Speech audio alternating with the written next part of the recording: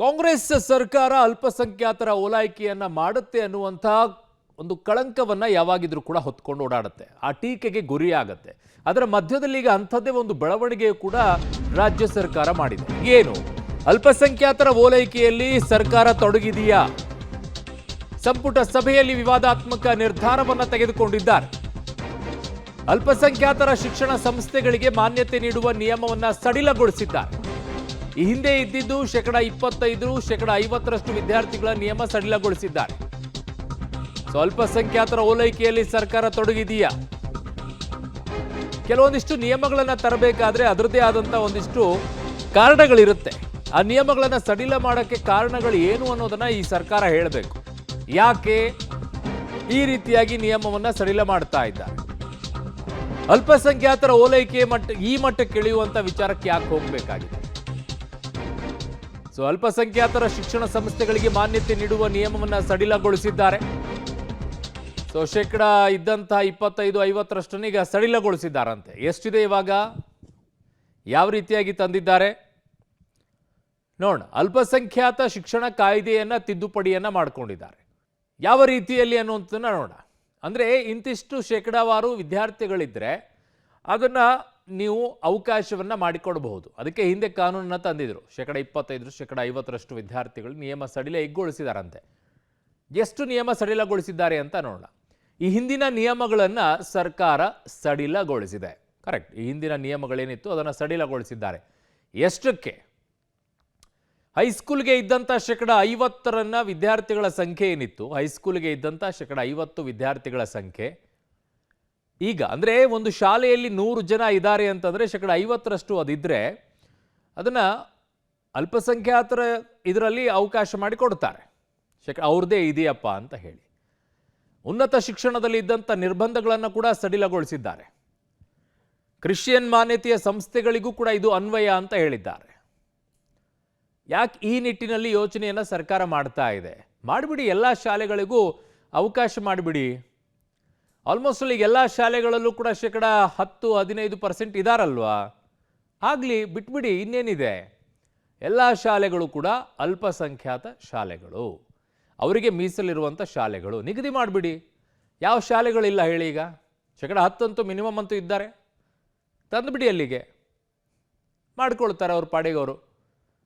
ಇಷ್ಟೊಂದು ಓಲೈಕೆಗಳಿಗೆ ಇಳಿಬಾರ್ದು ಸರ್ಕಾರಗಳು.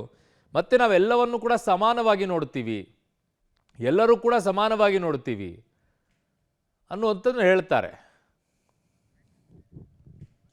ಅಲ್ಪಸಂಖ್ಯಾತರ ಶಿಕ್ಷಣ ಸಂಸ್ಥೆಗಳಿಗೆ ಮಾನ್ಯತೆ ನೀಡಲು ನಿಬಂಧನೆ, ಷರತ್ತು, ಕಾಲೇಜು ಶಿಕ್ಷಣ ನಿಯಮಗಳೇನಿದ್ದು ಆ ನಿಯಮಗಳನ್ನು ಉನ್ನತ ಶಿಕ್ಷಣದ ಸಲುವಾಗಿ 2024ಕ್ಕೆ ಅನುಮೋದನೆಯನ್ನು ನೀಡಿದೆ.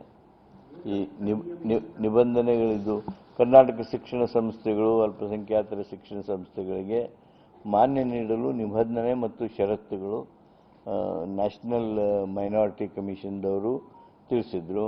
ಅದಲ್ಲದೆ ನಮ್ಮ ಆರ್ಟಿಕಲ್ 30 ಏನಿದೆ ಆಫ್ ದಿ ಕಾನ್ಸ್ಟಿಟ್ಯೂಷನ್ ಅದನ್ನು ಗಮನದಲ್ಲಿಟ್ಕೊಂಡು ಕರಡನ್ನು ರಾಜ್ಯಪತ್ರದಲ್ಲಿ ಪ್ರಕಟಿಸಿ ಬಾಧಿತರಾಗುವವರಿಂದ ಆಕ್ಷೇಪಣೆಗಳು, ಸಲಹೆಗಳನ್ನು ಆಹ್ವಾನಿಸಿ ಈ ನಿಯಮಗಳನ್ನು ಮಾಡ್ತೀವಿ. ಇಲ್ಲ, ಇದು ಏನಂದರೆ ಇಲ್ಲಿವರೆಗೆ ಇದು ಹೈಸ್ಕೂಲ್ಗಳು ಹಾಗೂ ಪ್ರೈಮರಿ. ಓಕೆ, ನನ್ನ ಸಹೋದ್ಯೋಗಿ ಪೊಲಿಟಿಕಲ್ ಬ್ಯೂರೋಯಿಂದ ಸುಕೇಶ್ ನನ್ನ ಸಂಪರ್ಕಕ್ಕೆ ಸಿಗ್ತಾ ಇದ್ದಾರೆ. ಸುಕೇಶ್, ಇದು ಅಲ್ಪಸಂಖ್ಯಾತರಿಗೆ ಯಾವ ರೀತಿಯಾದಂಥ ಬೆನಿಫಿಟ್ ಅನ್ನ ತಂದುಕೊಡುತ್ತೆ ಸರ್ಕಾರದ ಈ ನಿಯಮ ಸಡಿಲಗಳಿಂದಾಗಿ? ಅರುಣ್, ಒಂದು ಸ್ಪಷ್ಟ, ವಿದ್ಯಾರ್ಥಿಗಳಿಗೆ ಇದರಿಂದ ದೊಡ್ಡ ಮಟ್ಟಿಗಿನ ಯಾವುದೇ ರೀತಿಯ ನೆರವು ಸಿಗಲ್ಲ. ಯಾಕಂದರೆ ಅಲ್ಪಸಂಖ್ಯಾತ ಸಂಸ್ಥೆಗಳು ಅನ್ನುವಂಥದ್ದು ಅದರ ಮಾನ್ಯತೆ ಕೊಡೋಕ್ಕೆ ಒಂದಷ್ಟು ಮಾನದಂಡಗಳಿತ್ತು. ಆ ಮಾನದಂಡಗಳ ಪ್ರಕಾರದಲ್ಲಿ ಪ್ರಮುಖವಾಗಿರಬೇಕಾಗಿದ್ದಂಥದ್ದು ಪ್ರಾಥಮಿಕ ಶಾಲೆಗಳಲ್ಲಿ, ಪ್ರಾಥಮಿಕ ಮಾಧ್ಯಮ ಶಾಲೆಗಳ ಸಂಬಂಧಪಟ್ಟಂತೆ 25% ಅಲ್ಪಸಂಖ್ಯಾತ ವಿದ್ಯಾರ್ಥಿಗಳು ಅಲ್ಲಿ ಇರಬೇಕು ಅನ್ನುವಂಥ ಕಡ್ಡಾಯ ನಿಯಮ ಇತ್ತು.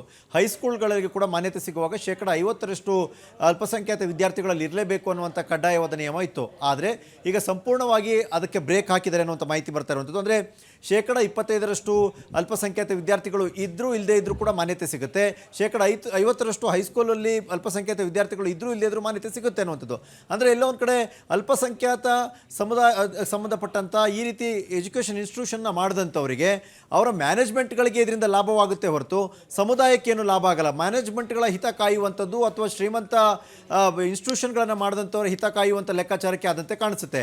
ಯಾಕಂದರೆ ಮೊದಲು ನಿಯಮಗಳು ಕಡ್ಡಾಯವಿದ್ದಾಗ ಅವರು ಸಮುದಾಯದವರಿಗೆ ಅವರು ಕೊಡಲೇಬೇಕಾಗ್ತಿತ್ತು, ಅಷ್ಟು ಪರ್ಸೆಂಟೇಜನ್ನು ಅವರು ಕಾಯ್ಕೊಳ್ಬೇಕಾಗ್ತಿತ್ತು. ಇದರಿಂದ ವಿದ್ಯಾರ್ಥಿಗಳಿಗೆ ಯಾವುದೇ ರೀತಿಯ ಲಾಭಗಳಿಲ್ಲ. ಆದರೆ ಮ್ಯಾನೇಜ್ಮೆಂಟ್ಗಳು ದುಡ್ಡು ಮಾಡಲಿಕ್ಕೆ ಪೂರಕವಾದ ರೀತಿಯಲ್ಲಿ ತಮ್ಮ ಸಂಸ್ಥೆಗಳಲ್ಲಿ ಸೀಟ್ಗಳನ್ನು ಹಂಚಿಕೆ ಮಾಡ್ಕೊಳ್ಳಿಕ್ಕೆ ಏನು ಬೇಕೋ ಬಹುಶಃ ಅದೆಲ್ಲವೂ ಕೂಡ ಇದರಲ್ಲಿ ಸಾಧ್ಯವಾಗುವಂಥ ಸಾಧ್ಯತೆ ಇದೆ. ಹಾಗಾಗಿ ಮ್ಯಾನೇಜ್ಮೆಂಟ್ಗಳ ಹಿತ ಕಾಯುವ ರೀತಿಯಲ್ಲಿ 2/3 ಮೆಜಾರಿಟಿ ಕೂಡ ಮುಸ್ಲಿಮರೇ ಇರಬೇಕಲ್ಲಿ, ಅಂದರೆ ಮೈನಾರಿಟಿಯವರೇ ಇರಬೇಕು ಅಲ್ಲಿ ಅನ್ನುವಂಥದ್ದು. ಅದು ಕ್ರಿಶ್ಚಿಯನ್ ಇನ್ಸ್ಟಿಟ್ಯೂಷನ್ ಇರ್ಬೋದು, ಮುಸ್ಲಿಂ ಇನ್ಸ್ಟಿಟ್ಯೂಷನ್ ಇರ್ಬೋದು, ಜೈನ್ ಯಾವುದೇ ಸಿಕ್ಕಿದೆ, ಬೇರೆ ಯಾವುದೇ ಮೈನಾರಿಟಿ ಇನ್ಸ್ಟಿಟ್ಯೂಷನ್ ಇರ್ಬೋದು, ಅವರು ಅಲ್ಲಿ 2/3 ಇದು ಮಾಡಬೇಕು ಅನ್ನುವಂಥದ್ದು ಇರುತ್ತೆ, ಕಡ್ಡಾಯವಾಗಿರುತ್ತೆ. ಆದರೆ ವಿದ್ಯಾರ್ಥಿಗಳಿಗೆ ಮಾತ್ರ ಯಾವುದೇ ಅಲ್ಲಿ ಮೀಸಲು ಇರಲ್ಲ ಅನ್ನುವಂಥದ್ದು ಈಗ ಹೊಸದಾಗಿ ಬರ್ತಾ ಇರುವಂಥ ತಿದ್ದುಪಡಿಯಲ್ಲಿರುವಂಥದ್ದು ಕೂಡ. ಅರುಣ್. ಓಕೆ ಸುಖೇಶ್, ನಿಮ್ಮೆಲ್ಲ ಮಾಹಿತಿಗೆ ಧನ್ಯವಾದಗಳು. ಇನ್ಯಾಕೆ ಅಲ್ಪಸಂಖ್ಯಾತ ಶಿಕ್ಷಣ ಕಾಯ್ದೆ ಬೇಕು, ತೆಗೆದು ಹಾಕ್ಬಿಡಿ. ಈಗ ಯಾವುದು ಕೂಡ ಅಲ್ಲಿ ಇಷ್ಟೇ ಇರಬೇಕು ಅಷ್ಟೇ ಇರಬೇಕು ಅಂತೇನಿಲ್ವಲ್ಲ. ಈಗ ಮುಂದೆ 50 ಹೈಸ್ಕೂಲಲ್ಲಿದ್ದರೆ 50% ಇರಬೇಕಾಗಿತ್ತು, ಪ್ರೈಮರಿ ಆದರೆ 25% ಇರಬೇಕಾಗಿತ್ತು ಅನ್ನೋದಾದರೆ, ಅದನ್ನೆಲ್ಲ ತೆಗೆದು ಹಾಕಿದ್ದೀವಿ ಅನ್ನೋದಾದರೆ ಇನ್ಮೇಲೆ ಯಾಕೆ ಬೇಕು ಅಲ್ಪಸಂಖ್ಯಾತ ಶಿಕ್ಷಣ ಕಾಯ್ದೆ? ಅವಶ್ಯಕತೆ ಏನಿದೆ ಆಗಿದ್ದಾಗ?